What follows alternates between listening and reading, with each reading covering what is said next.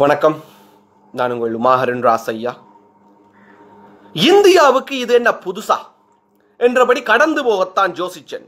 ஆனால் வலிக்குது அண்ணா, என்ன அடிக்காதீங்க அண்ணா, நான் கலட்டீரன் என்று அழுது கெஞ்சிய அந்த வார்த்தைகள் ஒரு கணம் ஒட்டுமொத்த ஆனினத்தையும் ஓங்கி 1000 தடவைகள் செருப்பால் அடைத்தது போல் இருந்தது. துச்சாதனன் துயிலுறைந்தான் என்பதற்காக கௌரவர் வம்சத்தையே அழிக்க பாரத போர் செய்த இந்திய தேசமே கோடிக்கணக்கான பெண்களின் சேலையை உருவித்தான் அங்கு ஏராளம் கட்சி கொடிகள் பறக்க விட்டிருக்கிறீர்கள் போல் இருக்கிறது. கைதட்டி சிரிக்கிறேன். கேவலம் இடத்தில் இருந்து நான் கைதட்டி சிரிக்கிறேன். அன்னை தாசியாக இருந்தால் ஒரு மகனுக்கு எவ்வளவு கோபமும் கவலையும் இருக்குமோ அவ்வளவு கோபமும் கவலையும் என் தாய் தமிழ்நாடே. உன் தாசி அரசியலை பார்த்து எனக்கு அவ்வளவு கோபம். இனிமேல் எங்கும் மறந்தும் கூட சொல்லாதீர்கள் ஈழம் உங்கள் தொப்புள் கொடி என்று.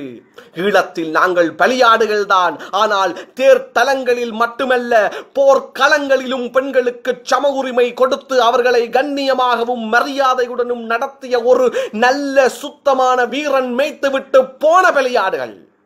எப்படி? ஈழத்தில் நாங்கள் பலியாடுகள் தான்.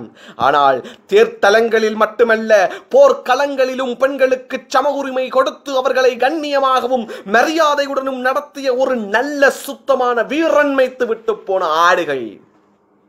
கோபம் வருகிறது, எனக்கு கோபம் வருகிறது. பொள்ளாச்சி, உனக்கு என்னாச்சு? உன் வரலாறு உனக்கு தெரியுமா? முடிகொண்ட சோழ நல்லூர் என சோழ வீரர் மார்தட்டி மகிழ்ந்த பொருளாட்சி தான் இன்றைய பொள்ளாச்சி.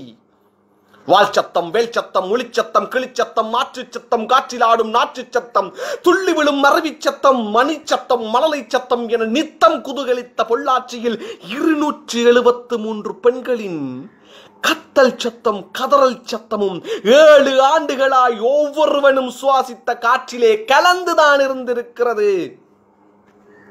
ஈடுகிணை இல்லாத ஜனநாயக பொக்கிஷம் உன் ஓட்டு உரிமை.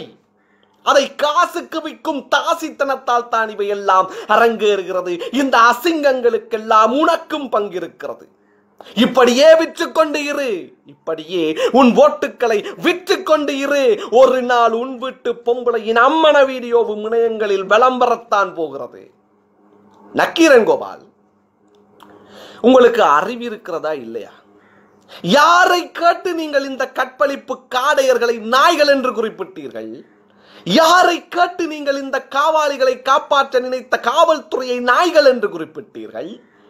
எச்சச்சோறு திண்டாலும் தன் எஜமானை தன்னுயிரை கொடுத்து காப்பாற்றும் காவல் இருக்கும் நாயினத்தை மக்கள் பணத்தில் சம்பளம் வாங்கி, மக்கள் பணத்தில் சலுகைகள் வாங்கி, மக்கள் பணத்தில் ஓய்வூதியமும் வாங்கி உண்டு உடுத்து அனுபவித்து மக்களையே கடித்து குதறும் இந்த கேவலமான ஜந்துக்களை எப்படி நீங்கள் நாய்களுடன் ஒப்பிட்டிருக்கலாம்?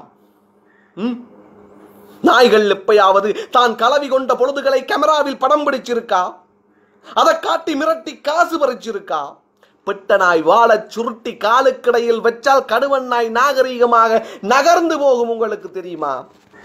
விருப்பமில்லாத பெண்ணை அடித்து துன்புறுத்தும் இந்த இரக்கமில்லாத ஜடங்களை நீங்கள் யாரை கேட்டு நாய்கள் என்று கூறினீர்கள்? உங்கள் வீடியோவை நான் பார்த்து கொண்டிருக்கும் பொழுது என் வளர்ப்பு நாய் என் அருகில் நின்றது. இந்த கொடூரமான ஜந்துகளுடன் தன்னை ஒப்பிட்டது பிடிக்காமல் கவலையில் என் நாய்க்கு மட்டும் ஏதாவது ஆச்சு. மிஸ்டர் நக்கீரன் கோபால், அவ்வளவுதான். ஆனால் தமிழகத்தின் ஆம்பளை ஐயா நீங்கள். உடம்ப மூடி துணி போட்டால் கற்பழிப்பு நடக்காது என்றவனெல்லாம் வரிசையிலவா? மூடி சேலை கட்டி நீ சாமி போல் போனாலும் சில நொல்ல கண்ணுக்கு சேலை விளிம்பில் காமம் வழிவது போல் தான் தெரியும். அதை ஒன்றும் பண்ண முடியாது. காம கண் கொண்டு பார்த்தா சிவனே ஆடினாலும் சிலுக்காடுற மாதிரி தான் இருக்கும். எப்படி? காம கண் கொண்டு பார்த்தால் சிவனே ஆடினாலும் சிலுக்காடுற மாதிரி தான் இருக்கும். ஆடைகள் மாறி பிரயோஜனம் இல்லை, ஆட்கள் மாறணும். மதங்கள் மீது குற்றமில்லை, மனங்கள் மாறணும். உலகிற்கு நாகரீகம் சொன்ன தேசமே உன் நாகரீகமற்ற செயல்களால் உலகமே உன்னை காரி துப்பப் போகிறது. விழித்துக்கொள். என்னுடைய ஃபேஸ்புக் பேஜில் இருக்கக்கூடிய ஃபாலோவர்ஸ் சார்பாகவும், என்னுடைய ரசிகர்கள் சார்பாகவும், நண்பர்கள் சார்பாகவும் இந்த பொள்ளாச்சி சம்பவத்துக்கு வலிமையான கண்டனங்களை தெரிவிக்கிறதோட இது தொடர்பாக ஒரு சிறந்த முடிவை இந்திய நீதித்துறை, தமிழக நீதித்துறை எடுக்கும் என்ற நம்பிக்கையில் உங்களிடமிருந்து விடைபெறுகின்றேன். நன்றி, வணக்கம்.